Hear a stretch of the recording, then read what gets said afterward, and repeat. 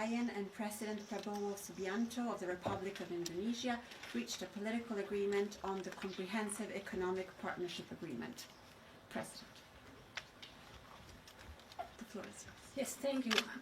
Dear Mr. President, it's a great pleasure to welcome you here in the Bersama in Brussels. This is our first meeting here in Brussels and hopefully one of many to come. Because Europe and Indonesia have a lot in common. We are both vibrant and diverse democracies. As a matter of fact, we found out that Indonesia's national motto is unity in diversity. One of our core sentences in the European Union is united in diversity. So we share common values and ambitions. For example, we are both committed to a clean energy transition that leaves no one behind. And I'm so glad that our Just Energy Transition Partnership is a success. In common, we are both vibrant and diverse democracies. As a matter of fact, we found out that Indonesia's national motto is unity in diversity. One of our core sentences in the European Union is united in diversity. So we share common values and ambitions. For example, we are both committed to a clean energy transition that leaves no one behind. And I'm so glad that our Just Energy Transition Partnership is a success. Mr. President, we're living in turbulent times. And when economic uncertainty meets geopolitical volatility, partners like us must come closer together. So today we're taking a big step forward in this partnership. And we're doing so in three key areas. The first is trade. I am very pleased to report that we have just reached a political agreement on an ambitious free trade agreement.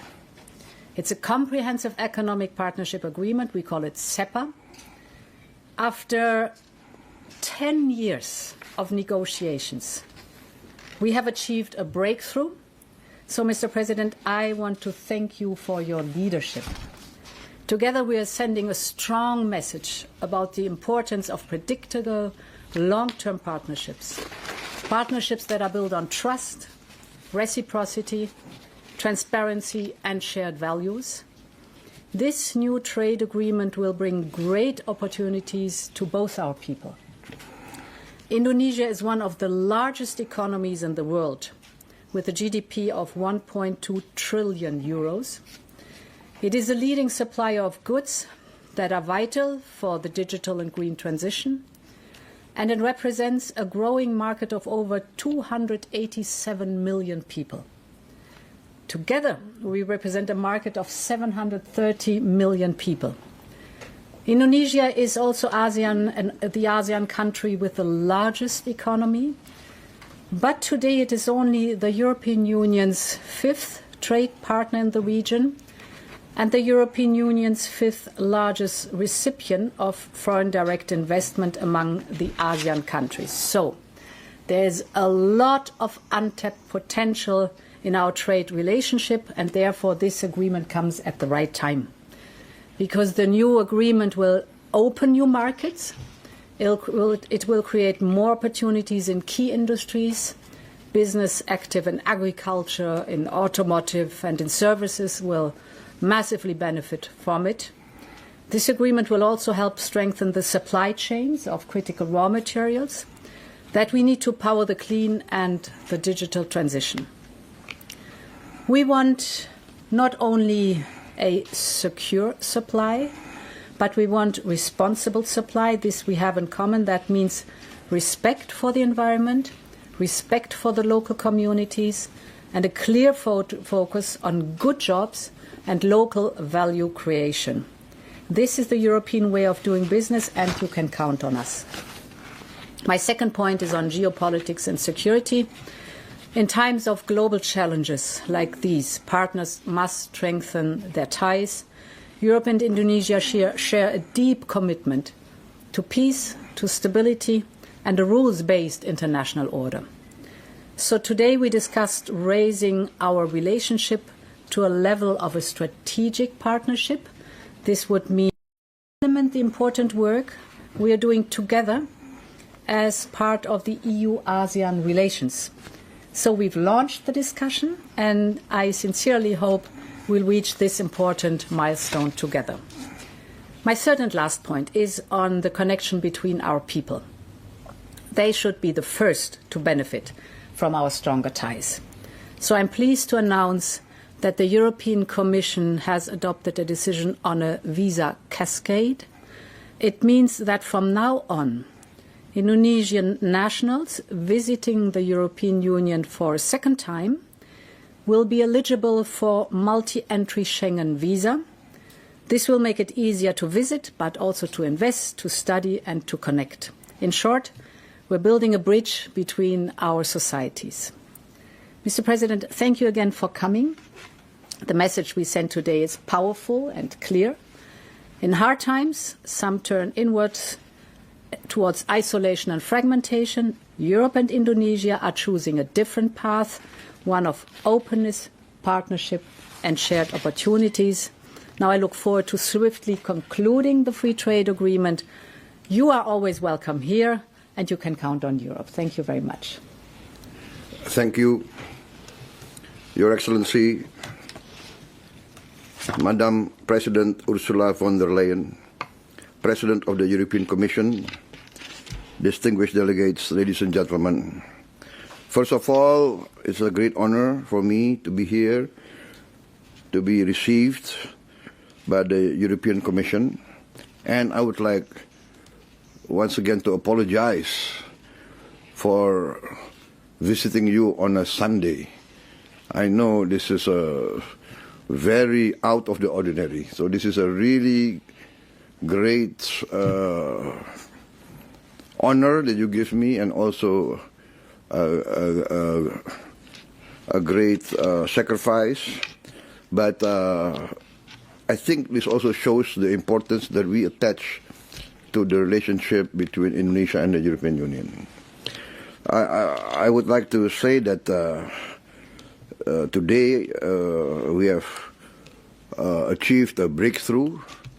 After 10 years of negotiations, we have concluded the agreement to have a comprehensive economic partnership agreement, which basically is a free trade agreement. We have achieved many agreements, basically that we will accommodate each other's economic interests, and we find them basically mutually symbiotic. Europe is a leader in science, technology, finance. We have critical resources. So the partnership between Europe and Indonesia, Indonesia also being a large part of ASEAN, I think this will be very important contribution to economic and geopolitical stability in the world. We consider Europe to be very important for us. That's why we would like to see more European presence and more European participation in our economy. And I'm very happy to see our respective ministers and commissioners achieving, I would say, strategic breakthroughs. So that basically we have no item of disagreement between EU and Indonesia, right? That's basically the conclusion that we have today. So that I'm very happy. I think in this era of instability or confusion, I think we are setting a right example. Yeah. Once again, please be assured that we in Southeast Asia, especially Indonesia, we really consider Europe to be very important in providing global stability. Europe is still, in our opinion, a leader in many aspects of modern life, we still look towards Europe. Maybe not many of us would like to admit it openly, but I am here, I admit openly, we would like to see a stronger Europe, and we want to work with Europe. So I think basically that is what I would like to say, and I hope when we implement these agreements, we can sign the implementation agreement, if possible, here in Brussels again. That gives me another chance to visit Brussels. Thank you very much, Your Excellency. This is a happy day for me. Thank you very much. Thank you. Thank you. Madam, Thank you very much. Thank you very much to both. We will now be ready to take a couple of questions, given the interest in these matters. Christian, you have the floor first. Thanks a lot. Christian Feld, ARD German Television. It's a question to President von der Leyen on President Trump's letter. Tomorrow, the first set of countermeasures will kick in that were suspended. Of course, you have to synchronize with the member states, but what is the Commission's position on that? Keep them suspended until August or let them come into effect? Thanks a lot. Yes, indeed, the United States have sent us a letter with measures that would come into effect unless there is a negotiated solution. So we will therefore also extend the suspension of our countermeasures till early August. And at the same time, we will continue to prepare further countermeasures so we are fully prepared. Very important in this is always the second and the third element.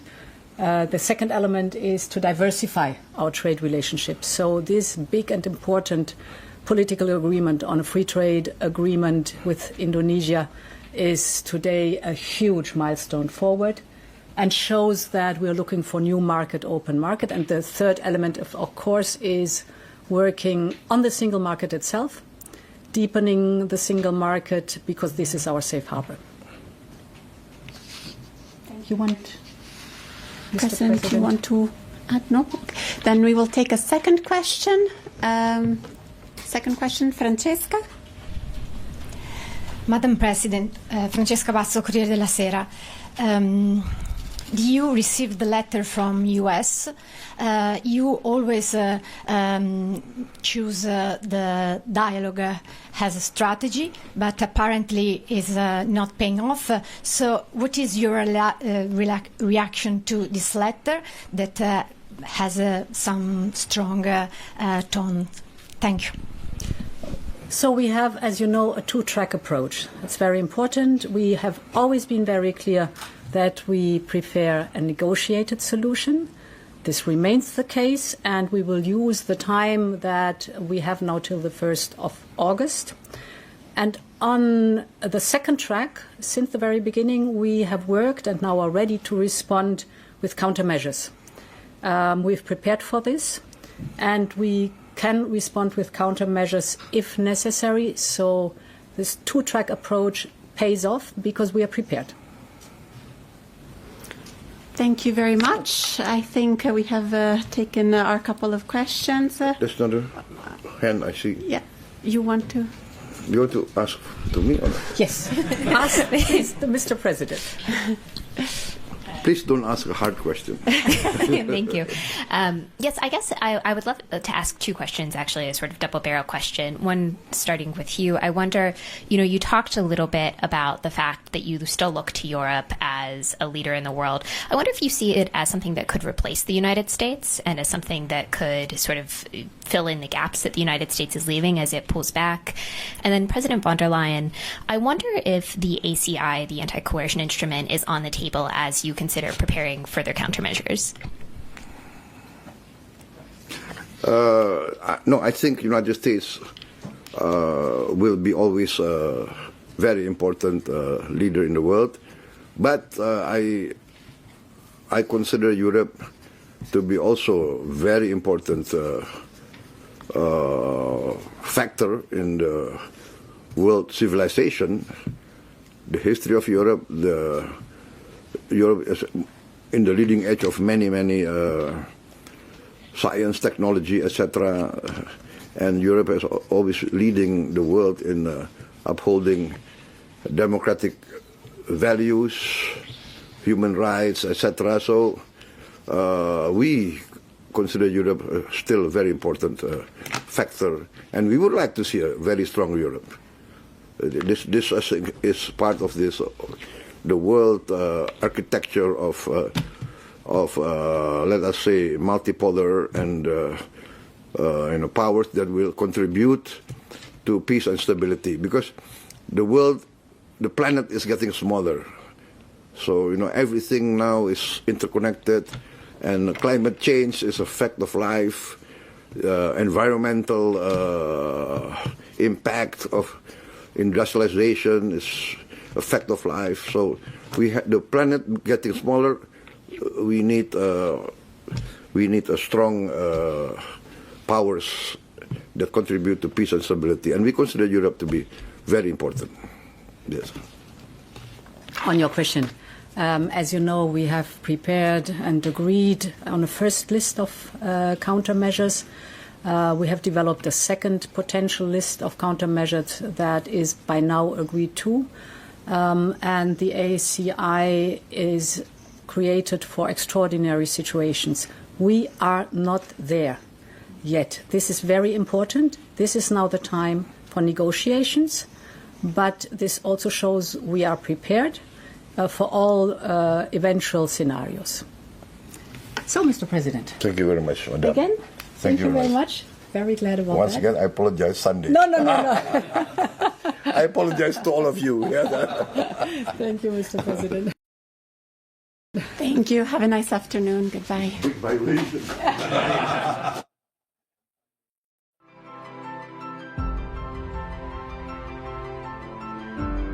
Karunia yang diberikan oleh Yang Maha Kuasa kepada kita sungguh sangat besar dan sungguh sangat beragam.